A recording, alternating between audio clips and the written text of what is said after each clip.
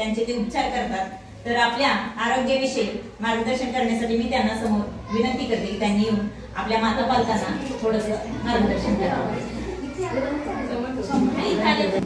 सर्व उपस्थित मान्यवर आणि सगळ्या भगिनींचं मनापासून आभार, मला इथं यायचं संधी दिली त्याबद्दल.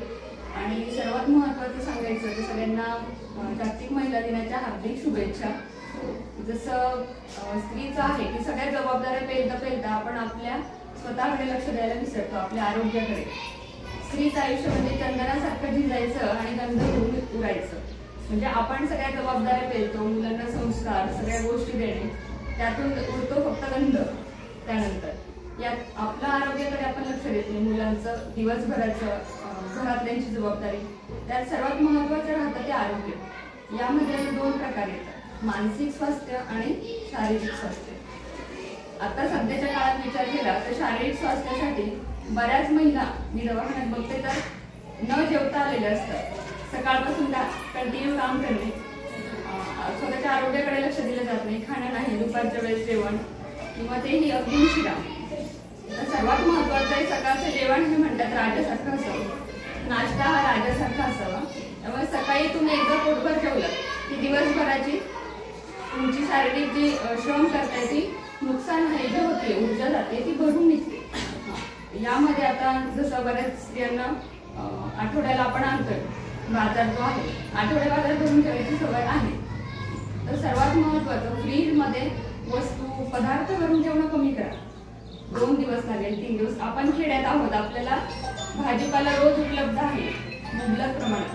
त्यामुळे फ्रीज ही साठवण्याची दूध पदार्थ हे सगळं साठवणं बंद करा. कॅन्सरचं वाढतं प्रमाण आहे. सर्वांनी आवर्जून 9वी 9 ते 10 12 वर्ष म्हणजे मुली आहेत, स्त्रिया 40 वर्ष, कॅन्सरचं प्रमाण वाढत चाललंय. फ्रीज मधल्या वस्तू हे सगळ्यात महत्त्वाचं कारण त्याच्यामध्ये धरलं जाते. तर सगळ्या माता भगिनींना माझं सांगणार आहे की ते पदार्थ कमी करा फ्रीजचे खाणे किंवा बेकरी प्रोडक्ट्स आपण जे खातोय, ब्रेड, खारी, टोस्ट, काय तर चपातीला पर्याय म्हणून हा प्रकार वापरला जातो, पण तो बऱ्यापैकी कमी करा. त्याच्यामुळे तुमचं स्वास्थ्य सुधारेल. आणि सरकारकडून आता इथे HPV वॅक्सिन म्हणून दिलं जात आहे स्त्रियांना, जे गर्भाशयाच्या होणारे जे कॅन्सर आहेत त्यासाठी मुबलक प्रमाणात आणि फ्रीमध्ये उपलब्ध आहे. तर माझं म्हणणं आहे की 9 वर्षापासून मुली ज्या आहेत 9 ते 10, 40-45च्या बायका सगळ्या घेऊ शकतात या वॅक्सिन आणि आवर्जून घ्यावं. भविष्यात होणाऱ्या आजार यातून नक्कीच आपण टाळू शकतो. कारण कितीही प्रयत्न केले तरी त्यातून आपण खाण्यापिण्यावर बंधनं नाही लादली जात. कितीही प्रयत्न केलं हे आपण असं खाऊया नाही होत प्रॉपरली. तर दुसरं महत्त्वाचं आहे की शारीरिक स्वास्थ्य बघताना आहार, पुरेशी झोप आणि मुबलक पाणी या 3 महत्त्वाच्या गोष्टी आहेत. 6 ते 8 तास झोप ही पूर्णतः आवश्यक आहे. मी बघते सध्या बऱ्याच महिला 4 ते 5 तास झोप. सकाळी जायचं मुलांना, पहाटे 4ला उठून डबा करतात, झोपेचं काय? दिवसाची झोप गरजेची नाही. दिवसाची झोप ही फक्त 10 ते 15 मिनिटं सांगितली, त्याच्यापेक्षा जास्त नाही. त्यामुळे घेताना झोप 8 ते 10 तास. पाणी दिवसभरात 3 लिटर तरी पाणी पिलं गेलं पाहिजे. बेकरी प्रोडक्ट्स टाळा. ड्रायफ्रुट्स खाणं प्रत्येकाला नाही जमत नाहीये. गुळ शेंगदाणे खा, हिमोग्लोबिन मेंटेन राहते. आपला भाग हा उष्ण भाग पश्चिम महाराष्ट्र म्हटलं जातं. त्याच्यामुळे इकडे HB रक्ताचं प्रमाण कमी राहणं हे खूप लेडीजमध्ये. 9च्या वर HB मी तर म्हणते 70% लेडीजचं नसतं, बिलो 9. अगदी तुरळक असतात प्रेग्नन्सीचे पेशंट, पण ती अगदी बोटावर मोजण्याच्या 11 ते 12 आहे, फार कमी. त्याच्यामुळे खाण्यावर नुसतं भाजी चपाती नाही, पौष्टिक अन्न खा. बीट खा रोज, डाळिंब खा. रक्त वाढण्यासाठी सगळ्यात सोपा उपाय, फार काही मोठी मेहनत घ्यायची गरज नाही. दुसरा प्रकार आहे मानसिक स्वास्थ्य. मानसिक स्वास्थ्य म्हणजे काय? कोविडने आपल्याला म्हणजे बरंच नुकसान हानी केली आपली. त्यात सगळ्यात वाईट गोष्ट जी दिली असेल ती मोबाईल. लहान मुलांपासून म्हाताऱ्यांपर्यंत हातात मोबाईल आलाय. मानसिक स्वास्थ्य पूर्णतः बिघडलेलं असतं. यामुळे डिप्रेशनमध्ये जायचं महिलांचं सुद्धा प्रमाण खूप वाढलेलं आहे.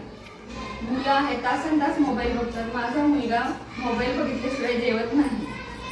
काहीच गरज नाही. कोविडच्या आधी कसं आया खायला घालत होत्या, मोबाईल नव्हते. आता महिलांना झोपताना 10 मिनिट मोबाईल बघितल्याशिवाय मॅडम मला झोप लागत नाही. त्यांचा त्रास कमी करते. ही गरजेची गोष्ट नाहीये की मोबाईल बघून मला झोप लागते. का आपली मानसिकता सेट झालीये की मला मोबाईल बघितल्यानंतरच झोप लागते. बंद ठेवून बघा बरं मोबाईल. ठरवायचं घरात आल्यावर मोबाईल बघणे नाही. स्ट्रिक्टली म्हणजे आई वडील मुलं सगळ्यांनी मोबाईल ठेवा. यातून काय वाढतंय, एकटेपणा वाढतोय, चिडचिड वाढतेय. मुलं सांगतायत आई मोबाईल मध्ये बघतीये, मुलं सांगतायत वडील मोबाईल मध्ये बघतात. कितीतरी अशी लक्षणं आणि मग मुलांचा एकटेपणा वाढत चाललाय, चिडचिड वाढत चालली. त्यातून आत्महत्यांचं प्रमाण, नैराश्य खूप वाढत चाललंय. मानसिक आजार फार मोठ्या प्रमाणात. शारीरिक कसाही बरा होतो, मानसिक आजार बरा होत नाही. तो आपणच स्वतः जर आपल्यासाठी उभं राहिलं तर मानसिक आजारातून आपण बाहेर पडू शकतो. नाहीतर शेजारचा सांगेल घरातला ऐकून घेईल नाही. राग आला, संताप आला, बोला, कुणाशी तरी व्यक्त व्हा. सगळ्यात महत्वाचं नाही व्यक्त होता आलं, लिहून काढा कागदावर. राग शांत झाला, कागद फाडून फेकून द्या. सर्वात सोपा उपाय. पण ह्या आपल्या धावपळीच्या आयुष्यात शारीरिक सोबत मानसिक स्वास्थ्य खूप गरजेचं आहे. कारण मी आता दवाखान्यात बघते एवढ्या लेडीज डिप्रेशन मधून जात आहेत. का तर घरात बोलता येत नाही, आईवडिलांना सांगता येत नाही. म्हणजे अगदी 7वी 8वीच्या मुली चक्क येऊन पडतायत. का त्या टीचर एक शब्द बोलल्या, मैत्रीण अमकं बोलली. का तुम्ही त्यांना घरात व्यक्त होता येत नाही किंवा शाळेत व्यक्त होता येत नाही. या गोष्टींचा कुठेतरी घरातल्यांनी पण विचार आता तेवढा बहुमूल्य वेळ त्यांनी आपल्यासाठी काढला. त्यानंतर माझे सहकार मैत्रिणींच्या विविध कार्यकारी सोसायटी ज्या वाईस चेअरमन आहेत रुपाताई पुंजे, नंतर ग्रामपंचायत सदस्य अश्विनीताई चव्हाण, शिवानी सोनवणे, हसीना इनामदार आणि मुमताज इनामदार सोसायटीच्या सदस्य. तर आज सांगायचं एवढंच आहे की आदर्श घ्यावा फुलांचा, आदर्श घ्यावा फुलांचा, पानापानातून उमलणाऱ्यांचा, आदर्श घ्यावा पक्षाचा, आदर्श घ्यावा पक्षाचा, आकाशात उंच लिहार करणाऱ्यांचा, आदर्श घ्यावा कमळाचा, आदर्श घ्यावा कमळाचा, चिखलातून उमलणाऱ्यांचा, आणि आदर्श घ्यावा माझ्या या महिला भगिनींचा, शून्यातून विश्व निर्माण करणाऱ्यांचा. मला आज या महिला दिनाच्या तुम्हाला खूप खूप हार्दिक शुभेच्छा. आज या महिला दिनानिमित्त एवढं सांगायचं मैत्रिणींनो की आपलं स्त्री आयुष्य म्हणजे स्त्री जन्म हा फार सुंदर आहे मैत्रिणींनो. पण ह्याचं आपल्याला सोनं करायचं ते त्याची माती करायची आपल्या हातात आहे मैत्रिणींनो. आज आपला जो वेळ आहे, आज आपण कधी कधी अनालिसिस करत नाही मैत्रिणींनो की आज आपला वेळ आपण कुठं घालवतोय, किती वेस्ट घालवतोय. पण आज ज्या काही महिला आपण बघतो मैत्रिणींनो, ज्या सक्सेस महिला आहेत त्या म्हणल्या की त्यांना आज वेळ नाहीये. कधी चौधरी मॅडम जर असते त्यांची सक्सेस स्टोरी सांगितली किंवा स्मिता मॅडमनी त्यांचं जे काही आरोग्य सांगितलं, आज पहिल्यांदा सांगितलं गेलं आपल्याला. ह्याच्या अगोदर बऱ्याच वेळांनी सांगितलं आरोग्याची काळजी घ्या, स्वतःकडे लक्ष द्या, वेळेवर जेवा,